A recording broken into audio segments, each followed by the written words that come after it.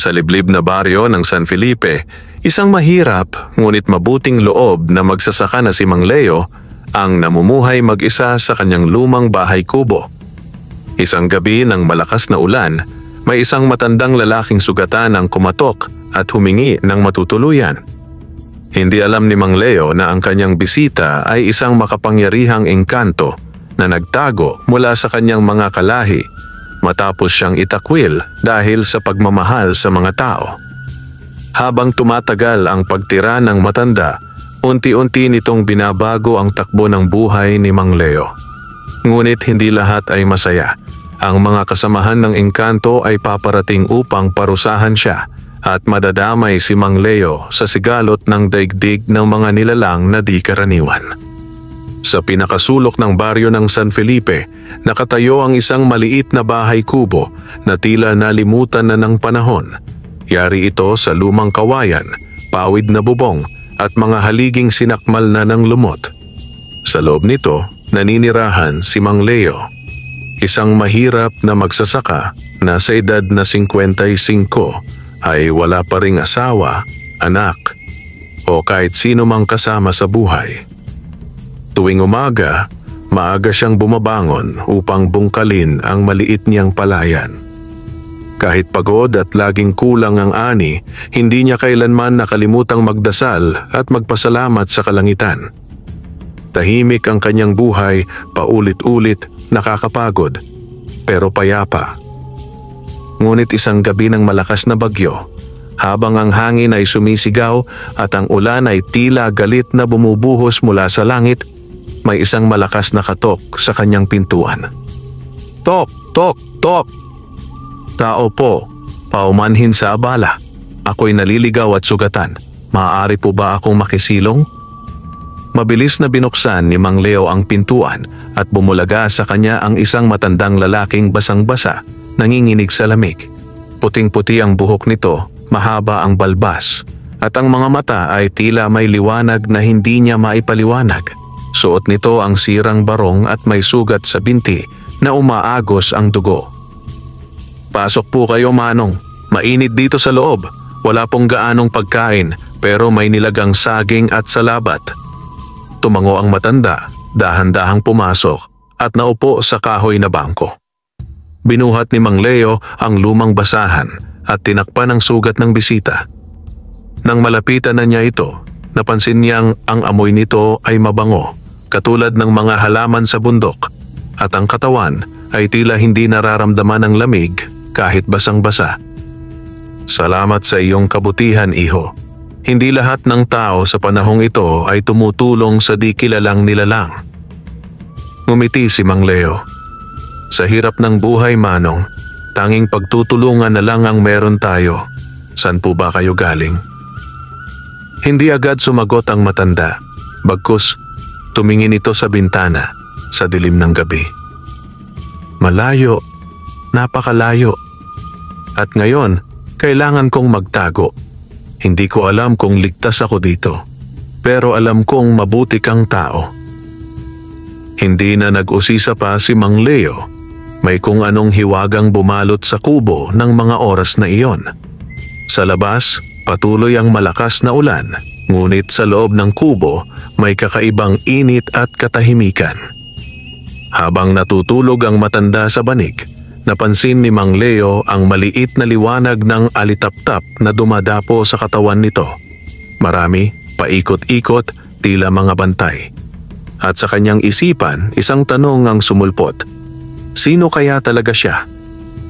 Kinabukasan, maagang nagising si Mang Leo. Ang ulan ay tumila na. Ngunit ang lupa sa paligid ng kanyang kubo ay basa pa rin, at ang kanyang tanim na palay ay tila yumuko sa bigat ng tubig ulan. Tahimik ang paligid. Wala ni isang ibon, ni kaluskos ng damo. Pagbalik niya sa loob ng kubo, agad niyang tinanaw ang sulok kung saan natulog ang matandang panauhin. Wala ito roon. Agad siyang kinabahan. Manong? Ngunit bago pa man siya makalabas upang hanapin ito, may narinig siyang tinig mula sa likod ng kubo. Dito lang ako, iho. Lumabas siya at nakita ang matanda na nakaupo sa batong upuan sa likod ng bahay. Nakayuko ito at tila may tinitingnang mabuti sa kanyang palad. Sa paligid niya, mga alitaptap ang lumilipad, umiikot, sumasayaw sa hangin kahit umaga. Hindi makapaniwala si Mang Leo sa kanyang nakikita. Sa lahat ng kanyang mga taon sa bukid, ngayon lang siya nakakita ng mga alitaptap na gising pa sa liwanag ng araw. At hindi lang basta gising, tila ba sumusunod ang mga ito sa bawat galaw ng matanda. "Manong, bakit may alitaptap sa paligid ninyo? Umaga na po." Ngumiti ang matanda. "Hindi lahat ng alitaptap ay natutulog sa araw, Mang Leo. Ang ilan, gising kapag may liwanag ng loob ang kanilang nilalapitan." Hindi agad naintindihan ni Mang Leo ang ibig sabihin nito, ngunit hindi na siya nagtanong pa. Naupo siya sa tabi ng matanda at nag-abot ng mainit na salabat. Tahimik silang uminom habang pinagmamasdan ang palayan. "Mang Leo," sambit ng matanda, "ikaw ay mabuting tao. Isa kang bihira sa panahon ngayon." Napakamot sa ulo si Mang Leo. "Wala naman po akong ginagawang kakaiba. Magsasaka lang po ako at tinulungan ko lang po kayo kagabi. Kung sino man ang kumatok sa aking kubo, kahit aso pa yan, papapasukin ko." Hindi lahat ng tao ay may ganyang puso, bulong ng matanda. Sabay pisil sa isa sa mga alitaptap at inilapag ito sa palad ni Mang Leo. "Alam mo ba kung anong ibig sabihin kapag sinusundan ka ng mga nilalang na ito?" "Hindi po," sagot ni Mang Leo habang pinagmamasdan ang alitaptap na hindi lumilipad palayo. "Ibig sabihin nito, ikaw ay taglay ng liwanag. Isang uri ng kabutihan na hindi natuturo sa eskwela, hindi napapasa sa dugo. Bihira iyon." Napatahimik si Mang Leo. Hindi niya alam kung ano ang dapat maramdaman. Tuwa, kaba, o pagkalito. May kung anong misteryong bumabalot sa kanyang panauhin at bagamat hindi niya pa rin ito ganap na kilala, alam niyang hindi ito isang ordinaryong matanda. "Manong, ano po ba talaga kayo?" tanong niya, diretso at walang paligoy-ligoy. Ngunit hindi sumagot ang matanda. Tumayo lamang ito, tumingin sa malayo at mahinahong nagsalita. "Kapag handa ka na, Mang Leo, malalaman mo rin." At sa muling pagtahimik ng paligid, isa-isang lumipad sa himpapawid ang mga alitaptap na tila may mensaheng nais iparating. Makalipas ang ilang araw, tila naging bahagi na ng tahimik na buhay ni Mang Leo ang presensya ng matanda. Tuwing umaga, sabay silang nagkakape. Sa hapon, magkasamang nag-aayos ng bakod o nagbubungkal ng lupa. Sa gabi naman, sabay silang nakaupo sa gilid ng kubo, pinagmamasdan ang mga bituin habang pinapainggan ang huni ng palakang bukid. Ngunit kahit parang ordinaryo na ang lahat, hindi pa rin mapakali ang damdamin ni Mang Leo. May mga bagay pa ring hindi niya maintindihan, lalo na tuwing gabi. Sapagkat tuwing hating gabi, nagigising si Mang Leo sa tila mahihinang bulong at mga kakaibang liwanag na pumapasok sa mga siwang ng kanyang kubo. Sa unay inakala niya guni-guni lamang ito, ngunit isang gabi, hindi na siya nakatiis. Dahan-dahan siyang bumangon mula sa banig at lumapit sa bintana. Mula roon, nakita niya ang matanda, nakaupo sa gitna ng bakuran, nakapikit, habang pinalilibutan ng mga alitaptap na tila umiikot sa kanya sa anyong bilog. Ang lupa sa paligid nito ay bahagyang umuuga at may malamlam na liwanag na bumabalot sa buong katawan ng matanda. Ngunit ang pinaka nakagigimbal ay ang mga mata nito nang dumilat, hindi mata ng tao. Ang mga mata nito ay puti at kumikislap na parang perlas. At sa kabila ng liwanag nito ay may lungkot na hindi maipaliwanag. Napaatras si Mang Leo, ngunit hindi niya sinadyang makatapak ng tuyong kawayan. "Krak!" Lumingon ang matanda. Nagtagpo ang kanilang mga paningin. Ngunit imbes na galit o pagtatago ang makita ni Mang Leo, isang mapayapang ngiti ang isinukli ng matanda. "Halika, Mang Leo," tawag nito. "Panahon na siguro para makilala mo ako ng buo." Dahan-dahang lumapit si Mang Leo, pilit pinatatag ang sarili. Naupo siya sa tabi ng matanda at tumingin sa umiikot na alitaptap. "Hindi ako tao, Mang Leo," panimula ng matanda. "Ako si Elias, isa sa mga tagapangalaga ng kagubatan at kabundukan. Noon pa man, ako'y bahagi ng sangkalikasan. Engkanto, kung tawagin ninyo." Hindi agad nakaimik si Mang Leo. Parang unti-unting lumilinaw ang lahat. Ang sugat na biglang gumaling, ang mga alitaptap sa umaga, ang kakaibang aura ng matanda. "Ngunit, bakit kayo nandito sa mundo ng tao?" tanong ni Mang Leo. "Pinili kong lumayo sa kaharian naming engkanto," sagot ni Elias. "Dahil pinaniwalaan kong kaya pa ring makisalamuha ang aming lahi sa mga nilalang na tulad mo. Ngunit tinakwil ako.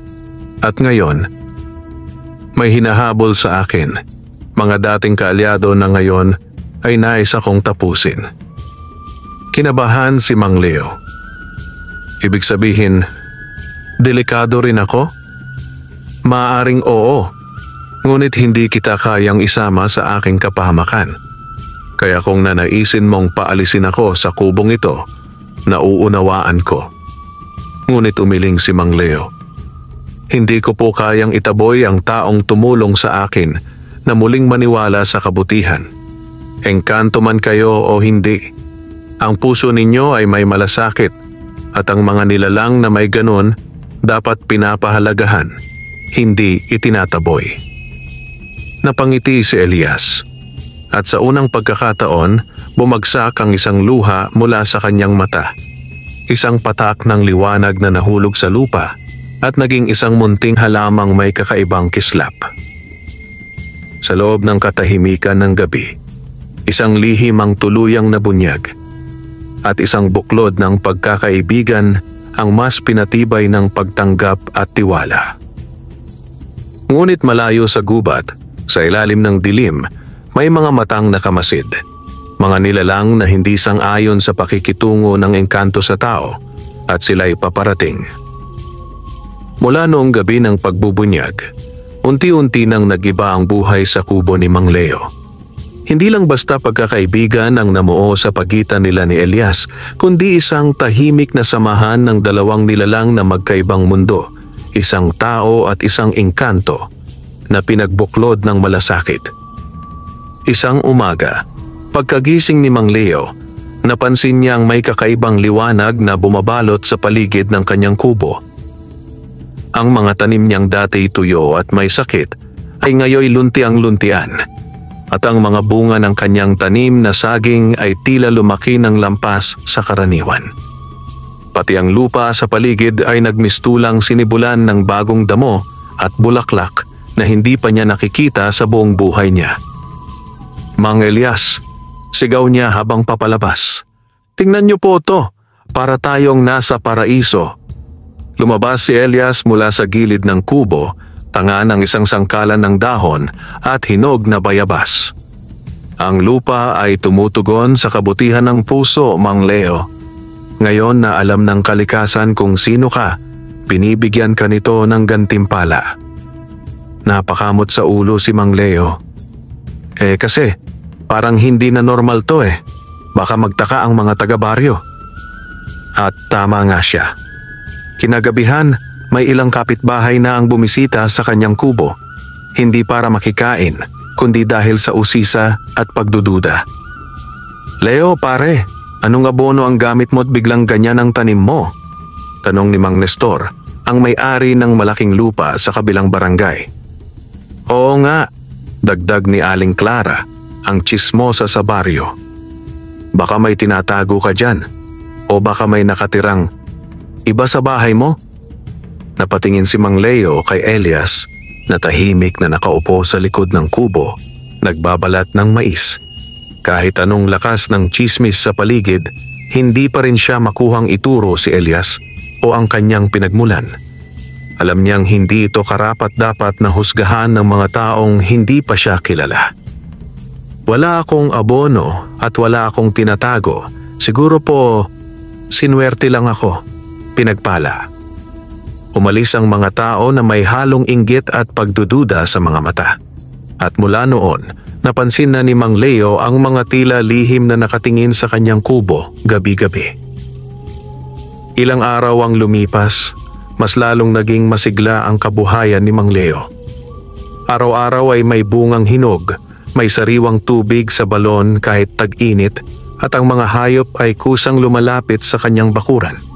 Ngunit kapalit nito ay papalakas na pagdududa at takot ng mga tao sa kanya. Isang gabi, habang kumakain sila ni Elias, napahinto sa pagsubo si Mang Leo. "Manong, hindi ko alam kung kaya ko pa to. Hindi ako sanay sa atensyon. Hindi ako sanay na pinag-iinitan ng mga tao." Tahimik si Elias sandali, saka nagsalita. "Ang liwanag ay laging pinagdududahan ng mga nabubuhay sa dilim. Ngunit huwag mong hayaang sirain ng inggit ang kabutihan ng puso mo, Leo. Dahil ang tunay na pagpapala ay sinusubok din ng oras at tao."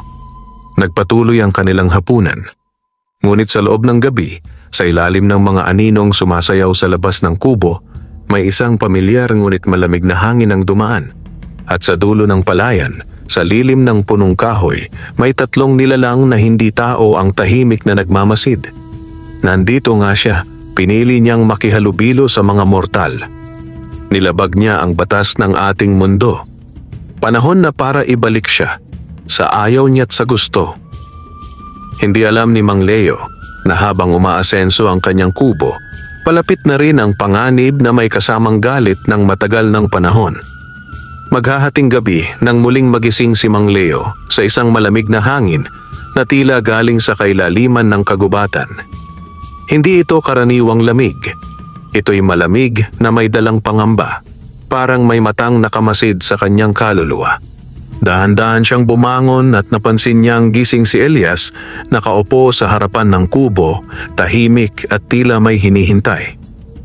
"Manong, hindi pa kayo natutulog?" tanong ni Mang Leo habang lumalapit. Ngunit hindi siya agad sinagot. Sa halip, si Elias ay tumingin sa langit. Madilim, walang bituin, walang buwan. Napansin ni Mang Leo na wala rin ang mga alitaptap. "Wala sila ngayon," sabi ni Elias, halos pabulong. "Umiiwas sila sa paparating." "Paparating?" tanong ni Mang Leo. Unti-unting nararamdaman ang bigat sa kanyang dibdib. Tumayo si Elias, huminga ng malalim, at saka tumingin sa kanya ng seryoso. "Panahon na, Leo. Kailangan mong malaman ang buong katotohanan." Sa loob ng kubo, naupo silang muli. Wala ni isang huni sa paligid, ni kaluskos ng hangin. Ang gabi ay para bang huminto sa pakikinig. "Ako'y si Elias," panimula ng matanda. Isa sa 7 tagapangalaga ng likas na daigdig, nilalang na isinilang upang panatilihin ang balanse ng kalikasan at mundo ng tao.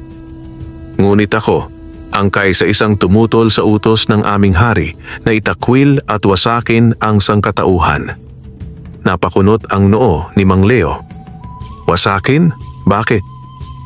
"Dahil sinisira raw ng mga tao ang kalikasan, ang kabundukan, ang mga sagradong lugar. Para sa kanila, kayo'y salot. Ngunit ako, naniwala akong may kabutihan pa rin sa puso ng ilan. Naniwala akong may tulad mong hindi kailanman tumalikod sa kabaitan kahit sa gitna ng kahirapan." Napayuko si Mang Leo, hindi alam kung dapat matakot o humanga sa ipinagtapat ng matanda. "Kaya pinalayas ako, tinanggalan ng ranggo, ng dangal at ipinag-utos na ako'y hulihin o patayin kung ako'y tumanggi." "Manong, ibig niyong sabihin," nanginginig na wika ni Mang Leo, "may mga darating para saktan kayo?" Tumango si Elias. "Hindi lang ako. Lahat ng taong nagbibigay sa akin ng silungan at pagtanggap ay bahagi na rin ng parusa nila. At ikaw, Leo, Ikaw na may puso ng liwanag ay naging target din ng kanilang galit. Tahimik si Mang Leo. Tila mabigat ang bawat salita ni Elias. Maaari ka pang umatras, dagdag ng engkanto. Maaari mong paalisin ako. Kapag iniwan ko na ang kubong ito, hindi ka na nila gagalawin. Ngunit tumayo si Mang Leo, maring nakatingin sa kaibigan. Kung paaalisin kita, Manong, para ko na ring itinapon ang sarili kong paniniwala. Hindi ako perpektong tao. Pero kung may isang tulad mo na pinili pa ring maniwala sa amin sa kabila ng kasalanan ng karamihan, hindi ako pwedeng umiwas. Muling natahimik si Elias, ngunit sa kanyang mata ay may bakas ng paggalang at tuwa. Isa kang bihira, Leo, at dahil dyan, may ibibigay ako sa iyo. Bumunot siya ng maliit na kahoy na kahon at iniabot ito kay Mang Leo. Nang buksan niya ito, naroon ang isang butil ng liwanag, tila pulang perlas na may bahagyang init. Ito'y butil ng araw. Magmumula sa loob mo ang liwanag na kayang magtaboy ng dilim. Ngunit gamitin mo lamang ito sa oras ng pinakamalaking pangangailangan. Hindi pa man tuluyang nauunawaan ni Mang Leo ang kanyang hawak, isang malakas na alingaw-ngaw ang biglang narinig mula sa malayo, tila boses na hindi tao nagmumula sa kagubatan. Elias, ang iyong oras ay tapos na. Napatayo si Elias, hawak ang tungkod na yari sa ugat ng punong kahoy. Napatingin siya sa direksyon ng boses. Dumating na sila.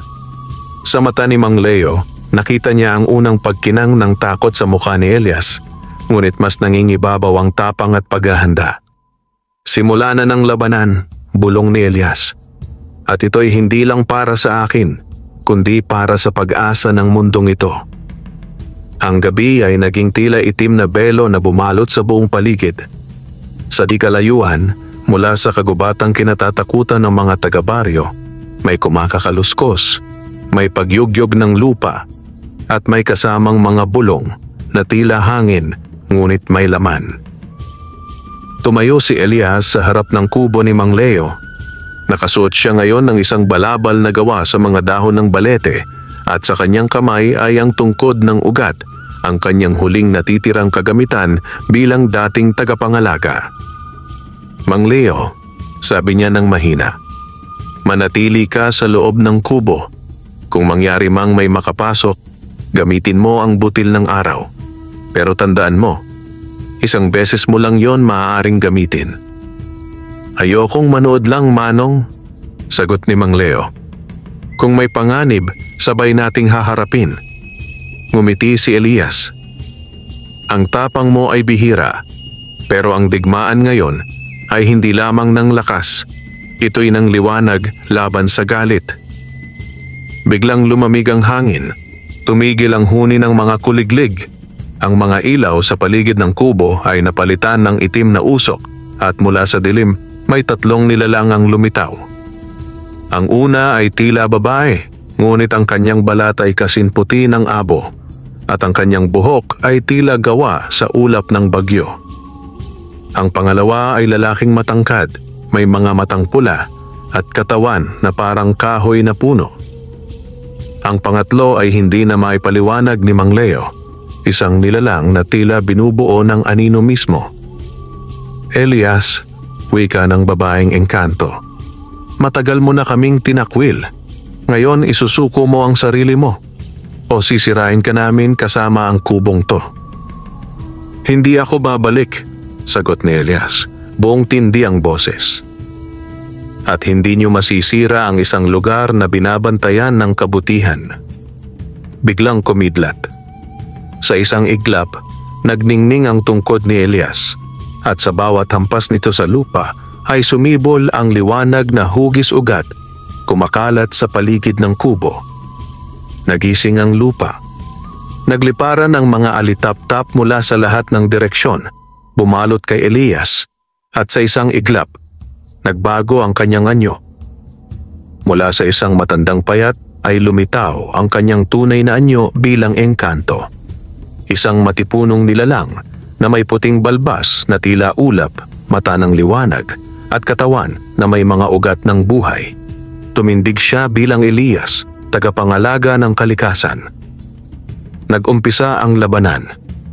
Ang babaeng engkanto ay bumuga ng ulap na itim, ngunit sinalubong ito ni Elias ng isang hampas ng liwanag mula sa tungkod. Ang aninong nilalang ay pilit sumisingit sa anino ng kubo upang makapasok, ngunit sa mismong sandaling iyon, itinapon ni Mang Leo ang butil ng araw sa lupa ng kubo.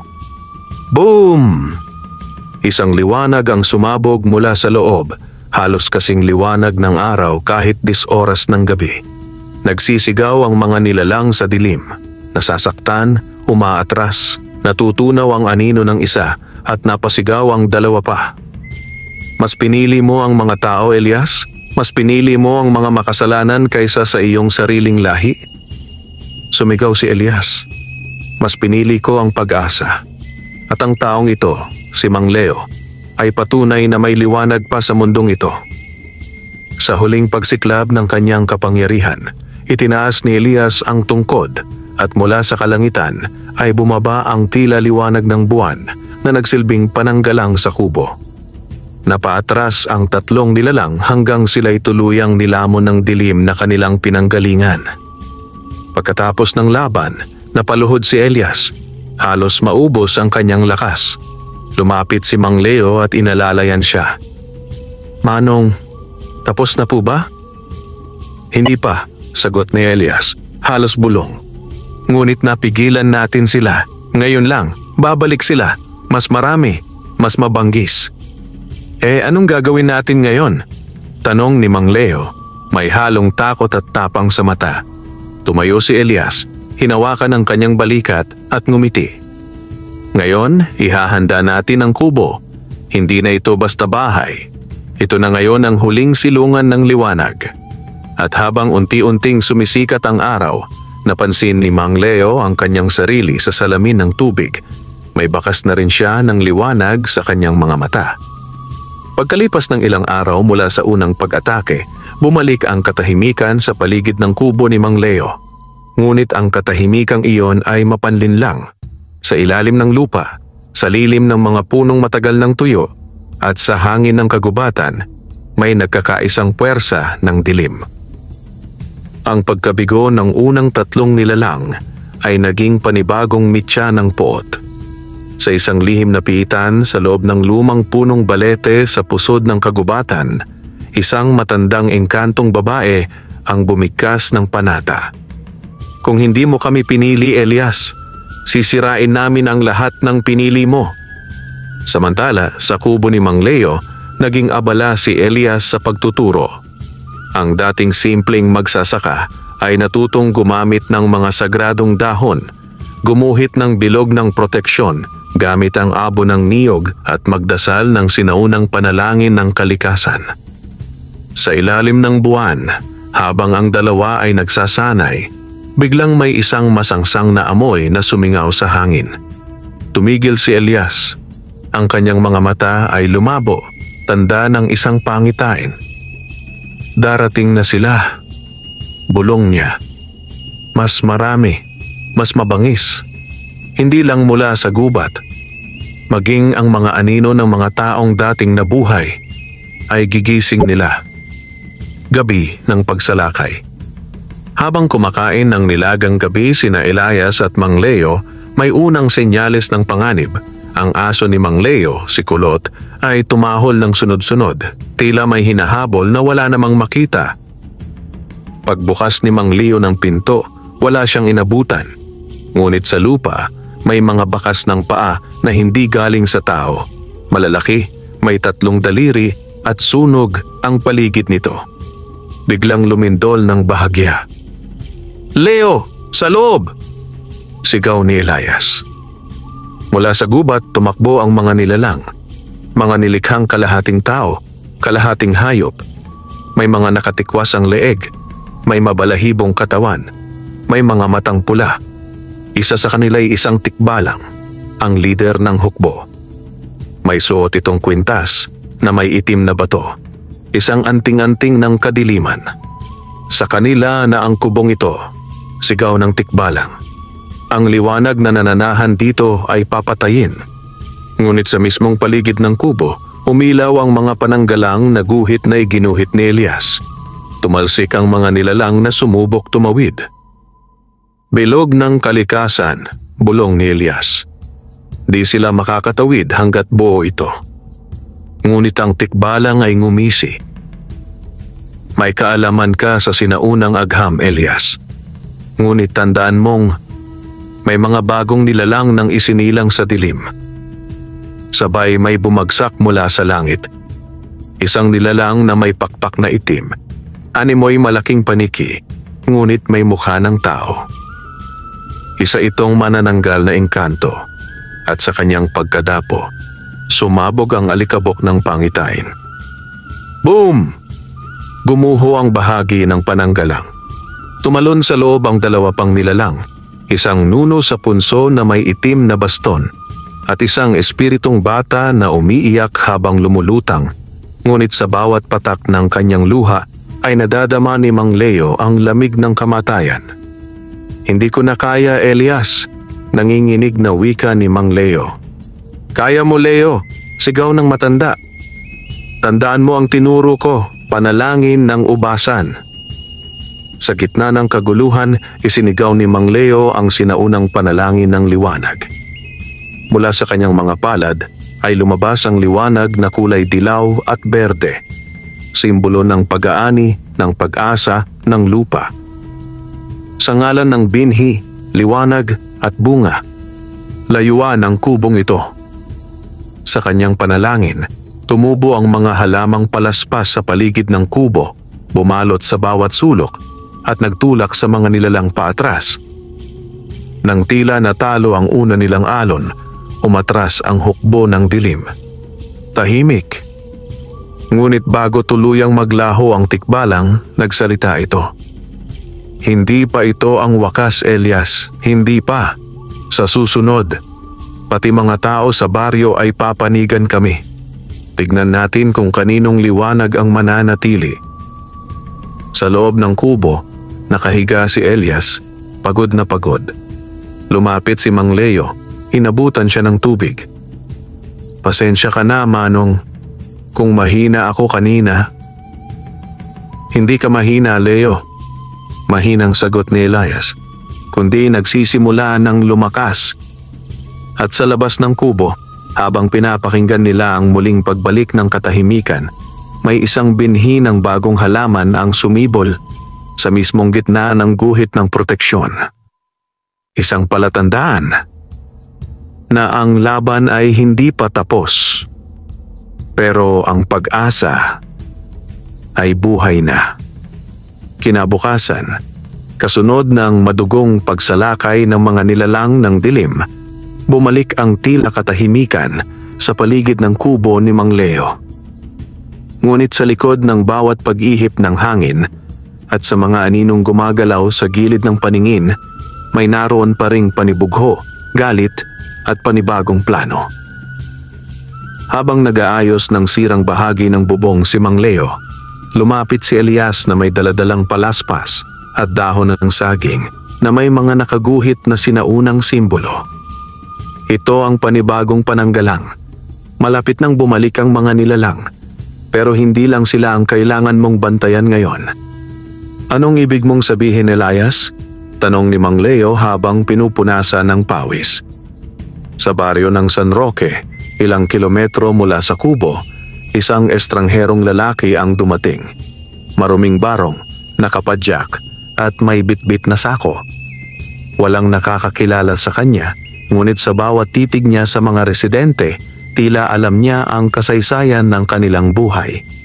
Ang pangalan niya ay Don Mariano, isang tagapaghatid ng pag-asa ayon sa kanya. Nag-alok siya ng tulong, bigas, pera, gamot. At kapalit, pagtanggap sa kanyang panauhing espiritu. Basta't bukas ang inyong mga pintuan, dadaloy ang biyaya, ani Don Mariano sa harap ng mga tao sa plaza. Marami ang nabighani sa kanyang pananalita, lalo na ang mga matagal nang naghihirap. Ngunit si Kapitana Elma, ang leader ng barangay, ay nagduda. Samantala, sa kubo, isang kakaibang panaginip ang gumambala kay Mang Leo. Sa panaginip, lumulutang siya sa gitna ng karagatan. Sa harap niya, isang liwanag at isang dilim ang naglalaban. Mula sa dilim, may boses na tumawag sa kanya. "Leo, anak ng lupa, bakit ka pipili ng hirap kung pwede namang masagana?" Sa liwanag, may isang matandang babae na nilapitan siya at inilagay ang kamay sa kanyang noo. "Pag sumuko ka, madidilig ng kadiliman ang buong lupa." Pagkagising niya, may bakas ng uling sa palad niya, ang simbolo ng kagubatan. Nagising din si Elias na tila may naramdaman. "Tinawagan ka nila," bulong ni Elias. "Alam kong pinipilit ka nilang pumanig sa kanila. Huwag mong hayaang linlangin ka, Leo." Lumipas ang ilang araw. Nagulat si Mang Leo nang may mga taga-baryo na dumalaw sa kanya at nagtanong, "Mang Leo, bakit hindi ka sumasama sa amin kay Don Mariano? Baka sakaling matulungan ka niya sa sakahan mo." "Oo nga, di ba gusto mong umangat sa buhay?" sabat ng isa. Ramdam ni Leo ang presyur. Nakikita niya ang kabaitan ng mga taong bumisita, mga kaibigan niya noon. Ngunit hindi niya rin maalis ang kutob sa dibdib niya. Dahil sa gabi bago dumating ang mga tao sa kanyang kubo, nakita niya ang anyo ni Don Mariano mula sa malayo. At sa saglit na pagtama ng liwanag ng buwan, nakita niyang walang anino ang lalaki. Pagka-uwi ng mga panauhin, lumapit sa kanya si Elias. "Leo, may alok na ang kadiliman, pero hindi mo kailangang tanggapin. Magsisimula na ang huling pagsubok mo." "Anong ibig mong sabihin, Elias?" Tahimik na lumapit ang matanda. Inilabas niya mula sa ilalim ng banig ang isang bagay, isang butil ng liwanag, parang kristal na kulay ginto, ngunit tila buhay, pumipintig. Ito ang butil ng araw. Isa lang ito sa buong paligid na ito. Kapag inilagay mo ito sa lupa, pipiliin mo ang panig ng liwanag. Pero naputol si Elias. Nanginig ang kanyang katawan at napaupo siya bigla. Lumalalim ang kulay ng kanyang balat. "Elias, anong nangyayari sa'yo?" "Hindi ko na kayang labanan ng sumpa. Leo, hindi ako basta engkanto. Isa akong tagapamagitan, isang bantay. Pero may taning ang aking panahon." Tumulo ang luha ni Leo. "Paano na ako kapag wala ka na? Kapag dumating ang huling gabi, ikaw na ang pipili ng panig ng lupa. Sa'yo ko na ipapasa ang tungkulin. Ikaw ang tagapangalaga ng hangganan." Sa dilim ng kagubatan, muling nagsama-sama ang mga nilalang. Ang tikbalang, ang manananggal, ang espiritong bata, at ngayon, si Don Mariano. "Handa na ba ang huling pagsubok?" tanong ng tikbalang. "Oo," tugon ni Don Mariano habang binubuksan ang kanyang sako. Mula rito ay lumabas ang isang itim na rosas. Sumisipsip ng liwanag sa paligid. "Kung hindi siya papanig sa atin, ibabaon natin sa lupa ang lahat ng pinangarap niyang buhay." Gabi ng kabilugan ng buwan. Tahimik ang paligid, pero ang hangin ay malamig at mabigat, parang may kinikimkim na lihim. Sa kalangitan, tila mas maliwanag ang buwan kaysa dati, ngunit ang kagubatan sa paligid ng kubo ni Mang Leo ay balot ng anino. Sa kanyang kubo, nakaupo si Mang Leo sa harap ng apoy. Sa kanyang harapan, nakalapag ang butil ng araw na iniwan ni Elias. Ilang oras na rin ang lumipas mula nang tuluyang nawala ang matandang engkanto. "Kung naririnig mo pa ako, Elias, paano ko pipiliin ang tama kung lahat ng nasa paligid ko ay nangangailangan ng kaginhawaan?" Tahimik ang gabi. Pero ang sagot ay dumating hindi sa salita kundi sa pagdating ng itim na ulap mula sa kagubatan. Sa ilalim ng puno ng balete, muling nagtipon ang mga nilalang ng dilim. Si Don Mariano, ngayoy nakasuot na ng itim na barong Tagalog na tila gawa sa usok, ay nagsalita.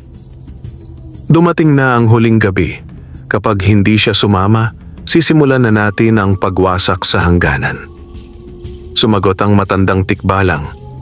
Tapos na ang kanyang pagsasanay. Oras na para pumili. Lumabas mula sa likod ng mga nilalang ang isang nilalang na matagal nang hindi nagpapakita si Elias, ngunit ngayon ay may kulay itim na marka sa kanyang mukha at ang kanyang mga mata ay mapupula. Leo, panahon mo na, lumapit ka. Sa gitna ng kagubatan, nagising si Leo na parang hinila sa isang panaginip. Nasa gitna siya ng bilog ng apoy, nakatayo sa isang altar na yari sa bato. Sa kanyang harapan ay ang mga nilalang ng dilim. Ang tikbalang, ang espiritu ng batang walang muka, ang manananggal at si Don Mariano. Sa gitna nila, si Elias na ngayoy kalahating nilamon na ng dilim. Isa ka na sa amin, Leo, ani Don Mariano. Wala ng Elias, siya ang una naming alay. Sumunod ka na. Lumapit si Leo sa kanyang dating kaibigan. Elias, totoo ba to? Marahang ngumiti si Elias. Hindi mo naiintindihan. Ang dilim ay hindi masama. Ito'y bahagi ng balanse. Pero kung hindi ito kakasangkapanin ng tama, sisira ito sa lahat ng bagay. Biglang bumukas ang lupa at mula roon ay sumirit ang itim na rosas, ang parehong bulaklak na nakita niya noon. Ito ang alay namin sa iyo, kapalit ng liwanag ng butil ng araw. Ngunit sa halip na lumapit, tumalikod si Leo. Hinugot niya mula sa kanyang bulsa ang butil ng araw at itinapon ito sa lupa ng altar. Sa pagdampi nito, isang pagsabog ng liwanag ang sumambulat na tila araw na sumikat sa gitna ng gabi. Nagliyab ang buong altar, napasigaw ang mga nilalang ng dilim. Taksil! Sigaw ng tikbalang. Isa-isang nagliyab sa liwanag ang kanilang mga katawan. Nagtangkang tumakas ang manananggal ngunit natunaw ang kanyang mga pakpak. Si Don Mariano ay bumulwak ng itim na usok at sumingit sa likod ng anino, ngunit isang saksak ng liwanag mula sa mismong lupa ang tumapos sa kanya. Sa gitna ng kagubatan, tanging si Leo at si Elias ang natira. Duguan at nangihina si Elias. Lumapit si Leo at inalalayan ang kaibigan. Bakit mo ako inilagay sa ganitong sitwasyon, Elias? Dahil ikaw lang ang may kakayahang pumili. Ikaw lang ang kayang magbalanse ng kadiliman at liwanag. Ang tunay na tagapangalaga ay hindi yung malakas, kundi yung marunong tumanggi kahit alam niyang mahirap. Kinabukasan, ang kubo ni Mang Leo ay tahimik na naman. Ngunit sa likod ng mga tanim at palayan, unti-unting bumabalik ang sigla ng kalikasan. Ang mga ibon ay bumalik. Ang mga pananim ay nagsimulang mamunga. Lumapit si Aling Marta, dala ang kanyang anak. Mang Leo, totoo po ba yung sabi ng mga tao na niligtas niyo kami mula sa kasamaan? Ngumiti si Leo. Hindi ako ang nagligtas. Pinili ko lang kung ano ang dapat at sa bawat araw kailangan nating piliin pa rin ang tama. Kahit mahirap. Sa likod ng kubo, sa lilim ng puno, may isang munting alay, isang basang damit ni Elias at ang natitirang bulaklak na puti. Sa gitna nito, nakasulat sa putik, hanggang sa muling pagbabantay. Makalipas ang ilang linggo, muling sumikat ang araw sa maliit na baryo ng San Roque. Ang mga tanim ni Mang Leo ay muling namumunga, ang mga ibon ay umaawit at ang hangin ay puno ng bagong pag-asa. Ngunit sa puso ni Mang Leo, alam niyang may bagong kabanata na nagsisimula. Hindi na lamang siya isang simpleng magsasaka. Siya na ngayon ang tagapangalaga, tagapamagitan sa pagitan ng liwanag at kadiliman. Isang umaga, habang nag-aararo sa bukid, napansin ni Mang Leo ang isang maliit na batang lalaki na nakatayo sa gilid ng palayan. Ang mga mata ng bata ay kumikislap na parang may tinatagong hiwaga. Lumapit ang bata kay Mang Leo at buong galang na nagsalita, Mang Leo, narinig ko ang kwento ninyo. Gusto kong matutong maging tagapangalaga tulad ninyo. Napangiti si Mang Leo at inilapit ang kamay. Hindi madali ang tungkulin, anak. Pero kung may puso kang malinis, may liwanag kang dala, kaya mong gawin ito. Inabutan niya ang bata ng isang maliit na kahon. Nang buksan ito, naroon ang isang maliit na butil ng liwanag. Isang bahagi ng butil ng araw na iniwan ni Elias. Ito ang simula ng iyong paglalakbay. Alagaan mo ito at huwag mong hayaang mawala ang liwanag sa puso mo. Lumipas ang mga araw. Si Mang Leo ay naging guro at gabay ng bagong tagapangalaga. Pinagsanay niya ang bata sa mga sinaunang panalangin, sa pag-aaruga ng kalikasan at sa pakikipagkapwa-tao. Sa likod ng kanilang mga puso, alam nilang ang laban ay hindi nagwakas. Ngunit sa bawat araw na lumilipas, lumalakas ang kanilang pagtitiwala na may pag-asa pa para sa mundo. Sa isang tahimik na gabi, habang nakaupo sila sa ilalim ng punong balete, napatingin si Mang Leo sa bituin. Elias, salamat sa lahat. At sa ihip ng hangin, tila narinig nila ang isang mahina ngunit mapayapang bulong. Hanggang sa muli, mga tagapangalaga. Ang kwento ng matandang engkanto at ni Mang Leo ay natapos na, ngunit ang kanilang diwa ay mananatiling buhay sa puso ng kalikasan at ng mga tao. Wakas,